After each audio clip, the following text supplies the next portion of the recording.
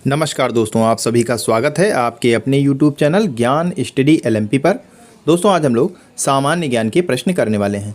दोस्तों जो आज सामान्य ज्ञान के प्रश्न करने वाले हैं वो आपके आने वाले कंपटीशन एग्ज़ाम के लिए काफ़ी इंपॉर्टेंट हैं, तो इन प्रश्नों को काफ़ी ध्यान से करें। तो आइए दोस्तों क्लास शुरू करते हैं। दोस्तों क्लास शुरू करने से पहले अगर आप चैनल पर पहली बार आए हैं तो चैनल को सब्सक्राइब कर लें, साथ में बेल आइकन को अंडर प्रेस कर लें जिससे अगली क्लास की जानकारी आपको मिल सके, और ज़्यादा से ज़्यादा वीडियो को शेयर करें। तो आइए दोस्तों क्लास शुरू करते हैं। आज का हमारा पहला क्वेश्चन है, निम्नलिखित में से कौन सा संविधान संशोधन GST से संबंधित है? 57वां, 58वां, 100वां, 101वां। तो इस प्रश्न का दोस्तों सही उत्तर हो जाएगा, इसमें दोस्तों 101वां सही हो जाएगा। GST से संबंधित संविधान संशोधन 101वां है। और अगर दोस्तों बात करें ये कब लागू हुआ था तो 1 जुलाई 2017 को ये लागू हुआ था। तो यहाँ पर हमारा डी ऑप्शन सही हो जाता है। अगला प्रश्न है, मॉन्ट्रियल प्रोटोकॉल संबंधित है ट्रांसबाउंड्री वायु प्रदूषण से, ओजोन परत से, परिसंकटमय से अपशिष्ट से, और डी ऑप्शन में है जलवायु परिवर्तन से। तो इस प्रश्न का दोस्तों सही उत्तर हो जाएगा ऑप्शन बी, ओजोन परत से। तो यहाँ पर हमारा बी ऑप्शन सही हो जाता है। आइए दोस्तों अगले प्रश्न पर चलते हैं। अगला दोस्तों प्रश्न है, विश्व बौद्धिक संपदा संगठन WIPO का मुख्यालय स्थित है पेरिस में, मैड्रिड में, न्यूयॉर्क में, जनेवा में। तो इसका मुख्यालय जनेवा में है। तो यहाँ पर हमारा डी ऑप्शन सही हो जाता है। अगला प्रश्न है, भारत में विधि दिवस मनाया जाता है 26 नवंबर, 28 अक्टूबर, 2 अक्टूबर, 15 अगस्त। तो भारत में विधि दिवस मनाया जाता है 26 नवंबर को। तो यहाँ पर हमारा ए ऑप्शन सही हो जाता है। और दोस्तों 26 नवंबर को संविधान बनकर तैयार हुआ था, तो संविधान दिवस भी 26 नवंबर को मनाया जाता है। तो यहाँ पर हमारा ये ऑप्शन सही हो जाता है। आइए दोस्तों अगले प्रश्न पर चलते हैं। अगला दोस्तों प्रश्न है, इंटरपोल से तात्पर्य है, ऑप्शन है आपके अंतर्राष्ट्रीय राजनीतिक सम्मेलन, पुलिस अधिकारियों की अंतर्राष्ट्रीय एसोसिएशन, सी ऑप्शन में है अंतर्राष्ट्रीय अपराधी पुलिस संगठन, और डी ऑप्शन में है उपरोक्त में से कोई नहीं। तो इस प्रश्न का दोस्तों सही उत्तर हो जाएगा अंतर्राष्ट्रीय अपराधी पुलिस संगठन, यानी हमारा सी ऑप्शन सही हो जाता है। और इसके हेडक्वार्टर की अगर बात करें तो ये लियोन में स्थित है, और लियोन कहाँ पर है? फ्रांस में है। तो यहाँ पर हमारा सी ऑप्शन सही हो जाता है। आइए दोस्तों अगले प्रश्न पर चलते हैं। अगला दोस्तों प्रश्न है, उच्चतम न्यायालय द्वारा अपनी निर्णय का पुनर्विलोकन करने का अधिकार उपबंध किया गया है अनुच्छेद 137 में, अनुच्छेद 138 में, अनुच्छेद 139 में, अनुच्छेद 140 में। तो इसका किया गया है अनुच्छेद 137 में। तो यहाँ पर हमारा ए ऑप्शन सही हो जाता है। अगला प्रश्न है, भारत के संविधान की उद्देशिका में अब तक कितनी बार संशोधन किया जा चुका है? 2 बार, 3 बार, 1 बार, कभी नहीं। तो भारत के संविधान की उद्देशिका में एक बार संविधान में संशोधन किया गया था। तो यहाँ पर हमारा सी ऑप्शन सही हो जाएगा। आइए दोस्तों अगले प्रश्न पर चलते हैं। और ये संविधान संशोधन 42वां अमेंडमेंट था, और जो कि 1976 में हुआ था। तो यहाँ पर हमारा सी ऑप्शन सही हो जाता है। आइए दोस्तों अगले प्रश्न पर चलते हैं। अगला दोस्तों प्रश्न है, सर ह्यूज रोज ने किससे विद्रोही का सबसे अच्छा और सबसे बहादुर सैनी नेता बताया है? ऑप्शन है आपके बेगम हजरत महल, लक्ष्मीबाई, कुंवर सिंह, बहादुर शाह जफर। तो यहाँ पर सही उत्तर हो जाएगा रानी लक्ष्मीबाई। तो यहाँ पर हमारा बी ऑप्शन सही हो जाएगा। अगला प्रश्न है, भारतीय संविधान के निम्नलिखित में से किस अनुच्छेद में धार्मिक स्वतंत्रता का अधिकार है?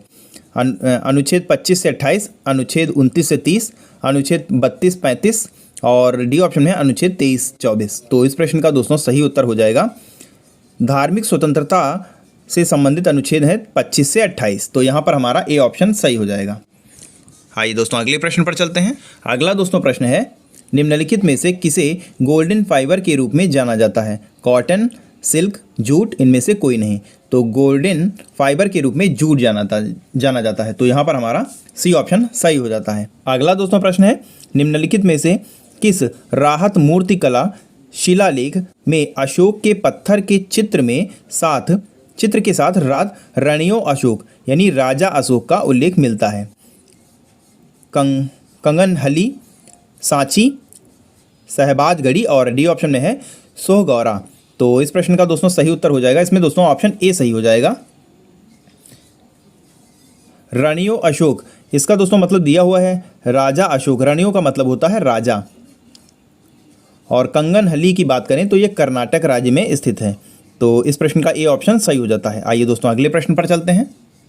अगला दोस्तों प्रश्न है, उगते हुए सूरज का देश किसे कहा जाता है? Myanmar, Japan, Bharat, Norway. यहाँ पर दोस्तों बी ऑप्शन सही हो जाएगा। जापान को उगते हुए सूरज का देश कहा जाता है। यह दुनिया का पहला ऐसा देश है जहाँ सूरज की किरणें सबसे पहले पड़ती हैं। जापान को जापानी भाषा में निहोन या निप्पॉन भी कहा जाता है, जिसकी अवस्थिति द्वीपीय है जो प्रशांत महासागर में स्थित है। तो यहाँ पर हमारा बी ऑप्शन सही हो जाता है। अगला प्रश्न है, अगला दोस्तों प्रश्न है, किसके द्वारा खालसा पंथ की स्थापना की गई? गुरु तेग बहादुर, गुरु गोविंद सिंह, सी ऑप्शन में है गुरु हरगोविंद और डी ऑप्शन में है गुरु नानक देव। तो यहाँ पर हमारा सही उत्तर हो जाएगा खालसा पंथ की स्थापना गुरु गोविंद सिंह जी ने 1699 ईस्वी में की थी। खालसा सिख धर्म के विधिवत शिक्षा प्राप्त अनुयायियों का सामूहिक रूप है। तो यहाँ पर हमारा डी ऑप्शन सही हो जाता है। आइए दोस्तों अगले प्रश्न पर चलते हैं। अगला दोस्तों प्रश्न है, किस संविधान संशोधन के द्वारा मताधिकार की आयु को 21 वर्ष से हटाकर 18 वर्ष कर दिया गया है? ऑप्शन है 55वां संविधान संशोधन, 61वां संविधान संशोधन, 56वां संविधान संशोधन और डी ऑप्शन में इनमें से कोई नहीं। तो इस प्रश्न का दोस्तों सही उत्तर हो जाएगा, इसमें दोस्तों सही उत्तर हो जाएगा 61वां संविधान संशोधन 1989। तो यहाँ पर हमारा बी ऑप्शन सही हो जाएगा। 61वें संविधान संशोधन में आधिकारिक तौर पर 1988 का अधिनियम माना जाता है। इसके अनुसार मताधिकार की आयु 21 वर्ष से हटाकर 18 वर्ष कर दी गई थी। लोकतंत्र में युवाओं की भागीदारी बढ़ाने के लिए सरकार ने ऐसा कदम उठाया था। तो यहाँ पर हमारा बी ऑप्शन सही हो जाता है। आइए दोस्तों अगले प्रश्न पर चलते हैं। अगला दोस्तों प्रश्न है, पोंगल त्यौहार है तमिलनाडु का, पश्चिम बंगाल का, असम का, केरल का? तो पोंगल त्यौहार तमिलनाडु का प्रमुख त्यौहार है। तो यहाँ पर हमारा ए ऑप्शन सही हो जाता है। पोंगल तमिल हिंदुओं का एक प्रमुख त्यौहार है। यह प्रतिवर्ष 14-15 जनवरी को मनाया जाता है। इसकी तुलना नवान्न से की जा सकती है, जो फसल कटाई का उत्सव होता है। पोंगल का तमिल में अर्थ उफान या विप्लव होता है। तो यहाँ पर हमारा ए ऑप्शन सही हो जाता है। अगला प्रश्न है, जापान की संसद का क्या नाम है? शोरा, मजलिस, डाइट, नेसेट? तो जापान की संसद का नाम डाइट है। तो यहाँ पर हमारा सी ऑप्शन सही हो जाएगा। जापान की संसद को डाइट कहा जाता है, जो द्विसदनीय है। इसके निचली सदन को प्रतिनिधि सभा और ऊपरी सदन को पार्षद सभा कहते हैं। दोनों सदनों का चुनाव समांतर मतदान में से होता है। कानून बनाने के साथ साथ प्रधानमंत्री का चुनाव करना भी संसद की जिम्मेदारी है। तो यहाँ पर हमारा सी ऑप्शन सही हो जाता है। आइए दोस्तों अगले प्रश्न पर चलते हैं। अगला दोस्तों प्रश्न है, ओमान की राजधानी क्या है?